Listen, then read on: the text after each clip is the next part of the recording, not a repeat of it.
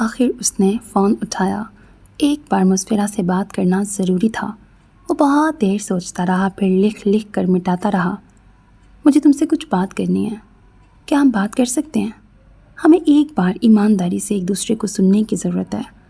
اگر تم تیسری بار ریجیکٹ نہ کرنے کا وعدہ کرو تو میں ایک بار پھر قسمت آزمانا چاہتا ہوں۔ کیا تم تیسری بار بھی ریجیکٹ کر دو گی؟